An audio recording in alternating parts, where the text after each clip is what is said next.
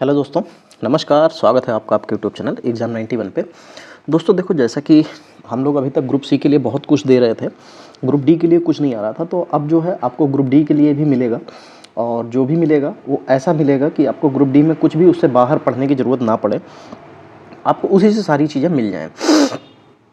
ठीक है, चलिए। तो हमारी जो कोशिश है वो इस तरीके की है जिससे आपको, जो लोग प्रोसेस सर्वर बहुत कह रहे हैं, क्योंकि प्रोसेस सर्वर के लिए थोड़ी सी मेरिट ज़्यादा जाती है। ठीक है, पिछले बार भी 78 थी। ठीक, तो इसलिए मेरी कोशिश ये रहेगी कि आपको जो प्रोसेस सर्वर का काम है वो मिल जाए। मतलब लेवल उस हद तक लेके चलेंगे जहाँ से प्रोसेस सर्वर आपको मिल जाए। ठीक है, चलिए। तो क्वेश्चन देखते हैं। यहाँ पे हमारा कुछ सामान्य ज्ञान तथा सामान्य जागरूकता है। तो ये प्रीवियस ईयर के क्वेश्चन है, और ये प्रीवियस ईयर ये मत पूछना कि किसके हैं। ठीक है, बस प्रीवियस ईयर है, और प्रीवियस ईयर के क्वेश्चंस आप करते रहिए। एसएससी मिल जाए, एसएससी प्रीवियस ईयर करिए, एनटीए के प्रीवियस ईयर चाहे जहाँ से भी मिल जाए, किसी भी एग्जाम के एनटीए के हों वो जरूर कीजिए, एनटीए वहीं से पेपर बनाता है। चलिए, तो यहाँ पे लिखा हुआ है कन्नौज की लड़ाई किस वर्ष में लड़ी गई थी। ठीक है, तो 1764, 1526, 1540 और 1857। तो देखो 1857 की क्रांति ये हुई थी, ये तो अलग चीज़ थी। 1526 में पानीपत का प्रथम युद्ध हुआ था। ठीक, अब आते हैं 1540 पे। तो कन्नौज का युद्ध 17 मई 1540 ईस्वी को जो हुआ था, ये शेरशाह सूरी और हुमायूं के बीच मध्य लड़ा गया था। इसमें जो है हुमायूं हार गया था, शेरशाह सूरी जीत गया था, और उसने जो है आगरा एवं दिल्ली इन दोनों पर अधिकार कर लिया था। ठीक है, चलिए आगे बढ़ेंगे। 22 नंबर देखेंगे। देखिए, बहुत ज़्यादा बड़ा वीडियो नहीं बनाएंगे, आपको जो है कम समय में चीज़ें ज़्यादा देने की प्रोवाइड करेंगे। बाकी आपको एक सीरीज चालू करने जा रहे हैं जीएस की। ठीक है, जीएस की एक सीरीज चालू करने जा रहे हैं जिसमें आपको वो वन लाइनर क्वेश्चन मिलेंगे। ठीक, वन लाइनर क्वेश्चंस होंगे। ये आपको एक दिन में कम से कम नहीं तो 50 से 100 क्वेश्चंस होंगे। ये क्यों कराया जा रहे हैं? क्योंकि ये उस तरीके के पैटर्न पे क्वेश्चन कराए जाएंगे जो हमारे लेवल में आता है, चाहे वो ग्रुप डी हो, चाहे ग्रुप सी हो, चाहे स्टेनो। इन लोगों में क्या होता है, इन लोगों में एक सूची 1 दे देते हैं, सूची 2, इन दोनों का मिलान कराना होता है। तो मतलब आप 25 क्वेश्चन में वो लोग हमसे 40-30 क्वेश्चन करवा लेते हैं। तो वही चीज़ उसको कराने के लिए हम लोग थोड़ा सा लेवल हाई करेंगे, जिससे हम लोग उन चीज़ों को पकड़ सकें। ठीक है, चलिए। तो यहाँ पे मोती मस्जिद इन विश्व धरोहर स्थलों में से किस में स्थित है? हुमायूं का मकबरा, महाबोधि परिषद, मंदिर परिषद, कुतुब मीनार, लाल किला परिषद। तो मोती मस्जिद जो है ये लाल किला परिसर में आपको देखने को मिलेगी। ठीक है, और ये औरंगजेब द्वारा बनवाई गई थी। जो दिल्ली में लाल किला है ये उसकी बात कर रहे हैं, और आपको जो आगरा वाला लाल किला है ये उसकी बात नहीं कर रहा। ठीक है, तो ये औरंगजेब के द्वारा बनाया गया था। इसी नाम से एक मस्जिद जो है आगरा के भी किले में स्थित है, और वो मुगल बादशाह किसने बनवाई थी? शाहजहां ने बनवाई थी। ठीक है, चलिए। वर्ष 1870 में भारतीय सुधार संघ के संस्थापक कौन थे?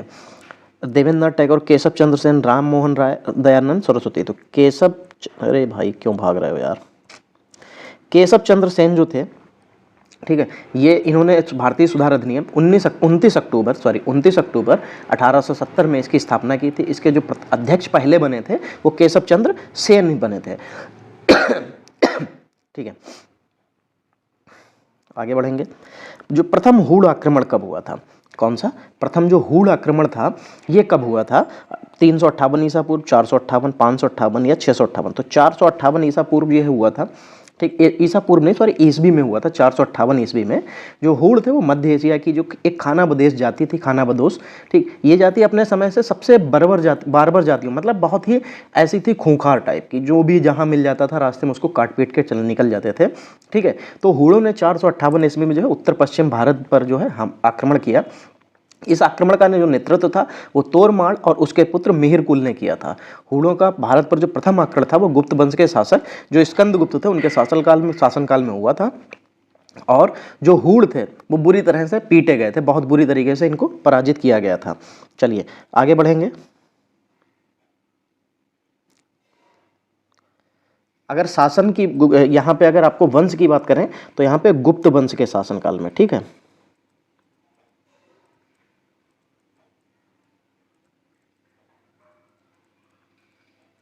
ठीक है, गुप्त वंश के शासनकाल में आए थे। चलो, सिंगापुर की तर्ज पर देश का पहला नाइट सफारी और जैव विविधता पार्क कहाँ पर स्थापित किया जाएगा? तो फरीदाबाद हरियाणा, लखनऊ उत्तर प्रदेश, हैदराबाद तेलंगाना, तिरुवनंतपुरम केरल। ये कहाँ स्थापित किया जाएगा? तो ये लखनऊ उत्तर प्रदेश में जो है स्थापित किया जाएगा, ये ऐसा बता रहे थे। लेकिन ये आपको बता दूं, पहला नाइट सफारी जैव विविधता पार्क जो है लखनऊ की राजधानी, सॉरी, उत्तर प्रदेश की राजधानी लखनऊ में स्थापित किया गया है।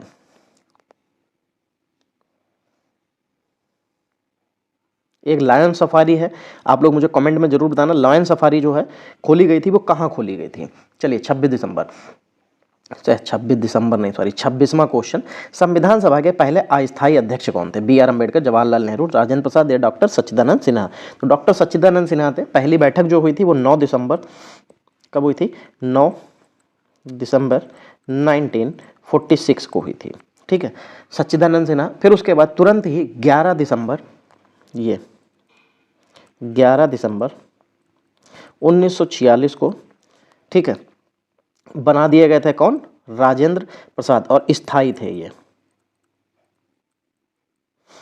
ठीक है, क्या थे ये? स्थायी अध्यक्ष बनाए गए थे। स्थायी देखो मैंने कैसे लिखा है,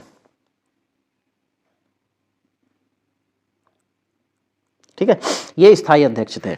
चलिए 27 नंबर देखेंगे क्या लिखा है। राज्यसभा की कुल सदस्य संख्या कितनी है?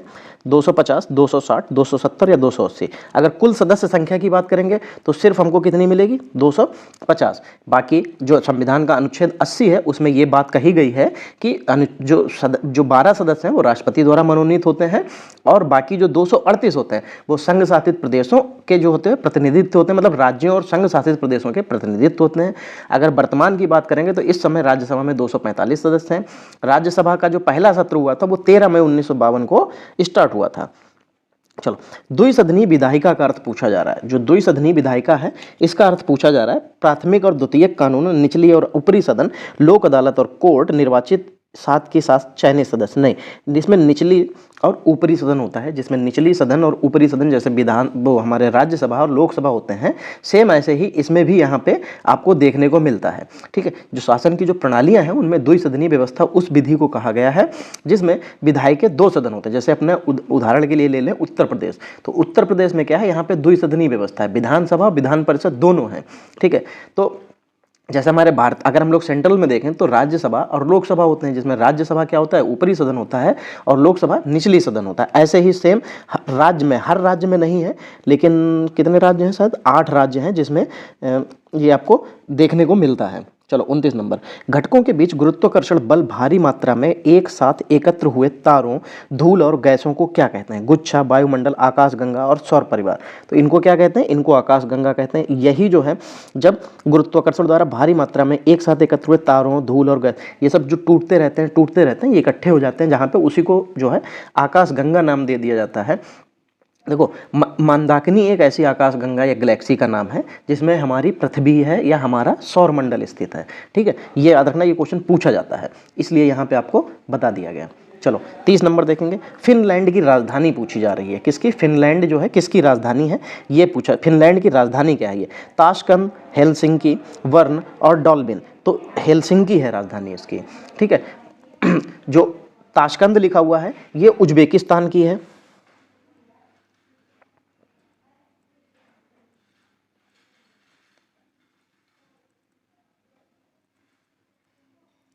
ठीक, उज्बेकिस्तान की है। फिर जो बर्न लिखी है ये स्विट्जरलैंड की है।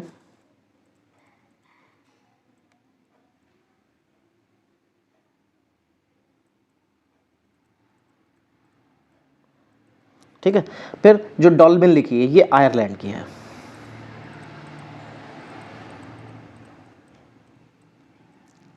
चलिए, पृथ्वी अपनी धुरी के चारों ओर किस दिशा में घूमती है? बहुत बढ़िया क्वेश्चन है भाई। पूर्व से पश्चिम की ओर, पश्चिम से पूर्व की ओर, उत्तर से दक्षिण की ओर और दक्षिण से पूर्व की ओर। तो ध्यान रखना, पृथ्वी हमेशा पश्चिम से पूर्व की ओर घूमती है, इसीलिए जो सूरज है आपका वो पूर्व दिशा में निकलता है। अगर ये पूर्व से पश्चिम की ओर घूमती होती तो आपका सूरज जो है वो पश्चिम दिशा में निकलता।